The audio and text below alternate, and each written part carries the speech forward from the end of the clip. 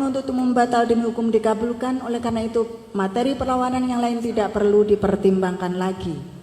Menimbang bahwa oleh karena perlawanan advokat terdakwa diterima, maka pemeriksaan perkara ini tidak dapat dilanjutkan.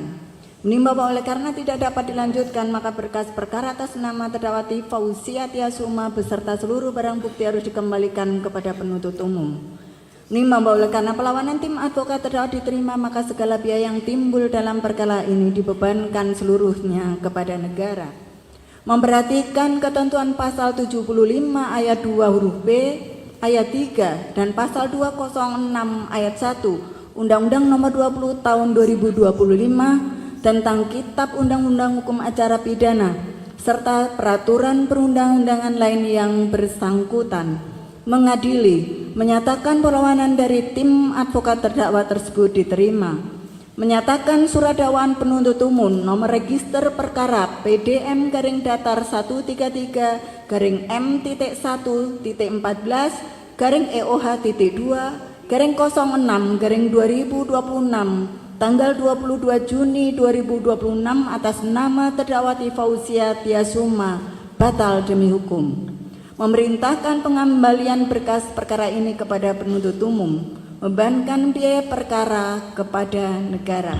Demikian diputuskan dalam sidang permusyawaratan Majelis Hakim Pengadilan Negeri Jakarta Timur pada hari Jumat tanggal 17 Juli 2026 oleh Christina Indarwati SHMH sebagai Hakim Ketua, Rudi Rafli Siregar SHMH, Matilda Kristina Katarina SHMH masing-masing sebagai hakim anggota, yang diucapkan dalam sidang terbuka untuk umum pada hari Kamis tanggal 23 Juli 2026 oleh Hakim Ketua dengan didampingi hakim anggota tersebut dibantu oleh Erni Esa dan kawan-kawan panitera pengganti pada Pengadilan Negeri Jakarta Timur serta dihadiri oleh tim dari penuntut umum dan terdakwa dengan didampingi tim advokat terdakwa. Demikian putusan yang diambil oleh majelis atas perlawanan dari terdakwa melalui tim advokatnya. Kepada penuntut umum bisa menggunakan ketentuan pasal 206 ayat 4 untuk melakukan perlawanan atau akan menggunakan pasal 75 ayat 4 KUHP. Demikian terdakwa ya. Telah selesai pembacaan putusan, dengan demikian sidang selesai dan ditutup. Hadirin dimohon berdiri, majelis hakim bersiap memindahkan ruang sidang.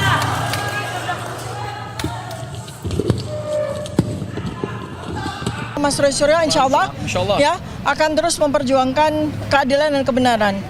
Kemudian komitmen kami terus ya Mas ya, komitmen kami terus bersama dengan advokat kami, para pejuang, para aktivis semuanya ya.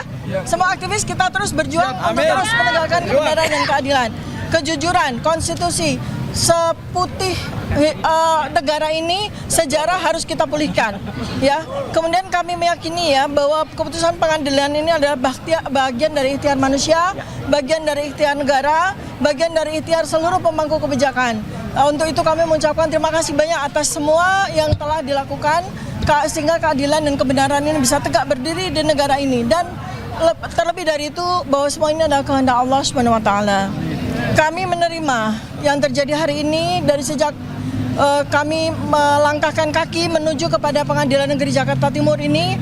Apapun yang diputuskan oleh Pengadilan Negeri, oleh Majelis Hakim, kami terima dengan ikhlas sebagai bagian dari kami menjadi wasilah Allah Subhanahu wa taala untuk terus menegakkan keadilan kebenaran.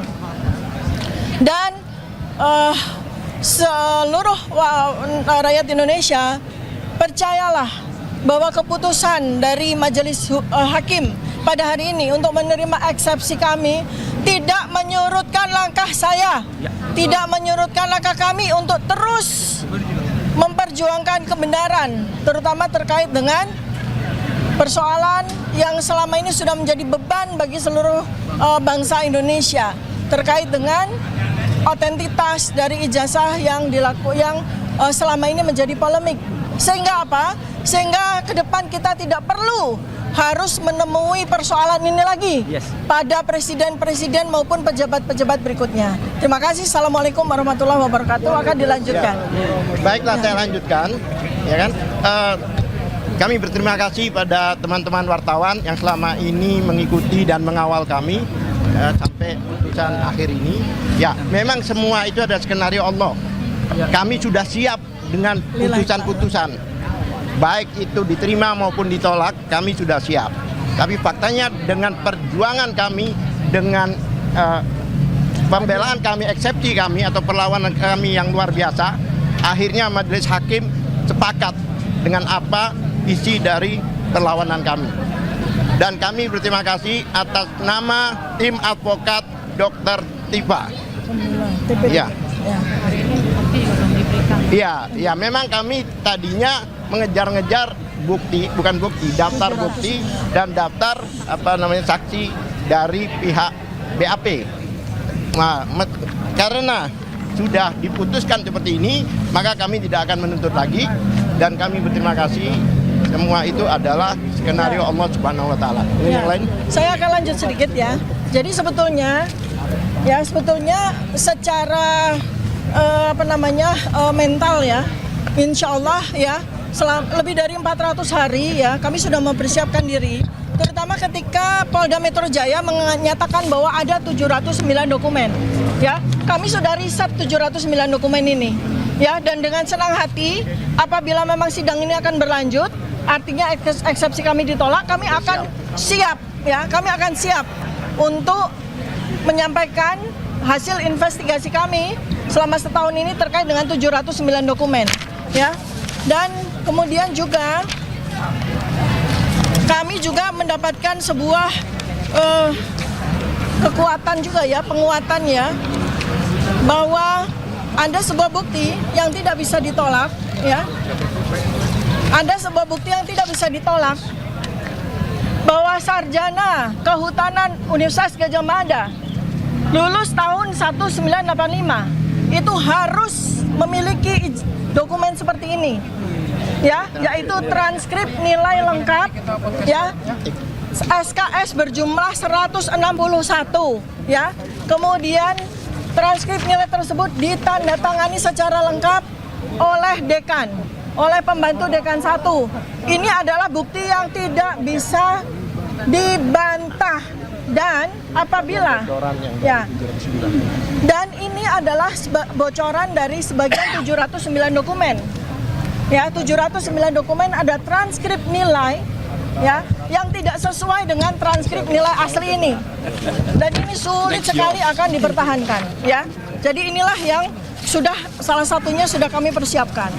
Dan satu lagi, kami juga sudah mendapatkan bukti yang jelas tidak bisa dibantah ya, bahwa sarjana Kehutanan Universitas Gadjah Mada yang lulus tahun 1985 ya, tidak usah harus melihat apapun artefak yang ada pada ijazah, cukup melihat satu saja artefak yang tidak bisa dibantah, yaitu bahwa ijazah sarjana Kehutanan UGM tahun 1985 itu 1985 itu materinya warnanya merah ya, materinya warna merah dengan nilai Rp500 dan itu dan bukan hijau, nilainya ya, 100. Nilainya 100. Ijazah yang menggunakan materi hijau dengan nilai Rp100 itu adalah ijazah sarjana muda. Ya, baik, dilanjutkan oleh Pak. Oke, Ya. saudara-saudara sekalian, apa makna dari putusan pengadilan tadi? Yang pertama ini adalah kemenangan due process of law. Hakim dengan cermat menjalankan proses due process of law dengan sebaik-baiknya. Artinya apa? Hukum acara pidana betul-betul diterapkan dengan rigid. Ya, kita hormat kepada keberanian hakim melaksanakan hukum acara pidana dengan sebaik-baiknya. Kemudian yang kedua, majelis menyatakan bahwasanya dakwaan dinyatakan batal demi hukum. Apa makna batal demi hukum? Yaitu dakwaan dianggap obscurable, kacau, membingungkan. Akibatnya apa? Dengan putusan yang obscurable tadi itu membuat kami, advokat dan terdakwa, tidak dapat membela diri dengan sempurna, dengan leluasa. Karena itulah tidak dibenarkan oleh hakim. Dalam sistem peradilan sekarang ini, antara hakim, kemudian jaksa, kemudian advokat atau terdakwa itu harus seimbang untuk bisa membela dirinya masing-masing atau memberikan pendapatnya masing-masing. Yang ketiga, ini yang paling pokok. Dengan batal demi hukum ini, apa yang dimaknai apa? Bahwa perkara ini tidak layak dipersidangkan. Ini bukan perkara pidana. Mau dibuat apapun pasti akan membingungkan kalau dibuat pidana. Bayangkan saja bagaimana kita tidak bingung. Adanya suatu wawancara dengan Aiman Wicaksono yang itu hanya dilakukan dalam bentuk pemusatan atau fokus pada foto, ya, itu dikatakan perbuatan pidana mengubah, merusak. Bagaimana? Ijazah yang otentik. Bagaimana? Yang berikutnya, Jokowi belum pernah menyatakan itulah ijazahnya dia. Bagaimana dia mengatakan itu berusaha merubah, begitu loh.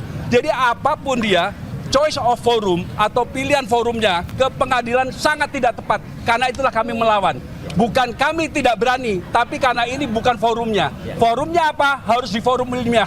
Jokowi harus berani untuk bersaksi di forum ilmiah untuk menyatakan sah atau tidak sah dari ijazahnya. Demikian, terima kasih. Betul ya? Oke. Iya dah. Sebelum Bang Tony dulu. Layar-layarnya dulu. Oke, saya ingin menyatakan bahwa Jokowi bukan sarjana. Ya, Jokowi itu bukan sarjana. Yang kemudian yang kedua, dari daftar barang bukti yang ada, dari 709 dokumen itu, dari dalam ijazah legalisir SD, fotokopi legalisir ijazah Jokowi SD, SMP, SMA itu sampai dengan S1 diterima bukan dari pelapor, tetapi dari salah satu pengacara dari kuasa hukum Jokowi. Barang bukti itu diterima harus dari si pelapor. Ini sudah menunjukkan ada sesuatu di dalam dokumen tersebut. Yang kedua, dalam daftar barang bukti pertama itu ditulis tidak tertulis ijazah asli, hanya ijazah Joko Widodo. Jadi tidak tertera dokumen itu asli. Bukan karena aku bagus loh ya. Tentang ijazah asli. Ya. Silakan Pak. Baik, Anda sudah tahu seminggu yang lalu saya mengatakan Jokowi takut dengan pasal 217 ayat 1 dan ayat 2. Dan hari ini terbukti ya. Karena pasal itu seperti tadi saya menjelaskan, menambah rekan kami, KUHP dan KUHP baru ini menganut adversarial. Jadi perdebatannya itu antara penasihat hukum dengan jaksa, bukan hakim. Hakim pasif. Hakim hanya mengadili apa perjuangan, apa perlawanan. Dan tadi salah satu pertimbangan kami tidak bisa menggabungkan delik yang sudah hapus dengan lahirnya Undang-Undang Nomor 1 Tahun 2023 dan KUHP Nomor 20 Tahun 2025. Jadi terang kepada kita, seperti seminggu yang lalu saya mengatakan 162.000% Jokowi tidak hadir. Karena di pasal 217 seorang pelapor, seorang saksi itu harus hadir dan tidak dibatasi harus sekali. Kalau penasihat advokat itu menghendaki hadir tiap sidang, dia hadir terus. Begitu juga kalau ya, dan yang kedua Jokowi sudah diambil sumpah. Kalau diambil sumpah itu bobotnya bukan sebagai keterangan saksi, bukan sebagai keterangan korban dan harus diabaikan. Ya, jadi tujuan tidak hadir itu dibuatkannya berita acara sumpah itu tujuannya memang Jokowi nyalinya tidak gede, ya. Jokowi itu hanya membayar buzzer aja. Iya, buzzer aja. Jadi ini ijazahnya SD, SMP, SMA. Laporan kami itu tidak menyebut ijazah SD, SMP, SMA, cuman sarjana. Dan jangan lupa teman-teman, ya, hari ini kalian harus pengadilan TUN Jakarta Timur. Dan tanggal 1 Juli kami mengajukan gugatan baru ke Yogyakarta. Hanya satu yang kami gugat, Rektor Universitas Gadjah Mada. Di Jogja, di Semarang sudah datang KIP ke Solo menggeledah kantor arsip daerah. Ternyata Jokowi nggak punya ijazah, aneh kan? Ya, itu gugatan kami. Jadi kami mengajukan gugatan CLS di Solo, kemudian mengajukan gugatan CLS di Jogja, kemudian di KIP ke Semarang, ya. Dan seperti tadi yang saya mengatakan, Jokowi sengaja disumpah Jokowi biar tidak hadir karena Jokowi tidak punya nyali. Salam akal waras, merdeka.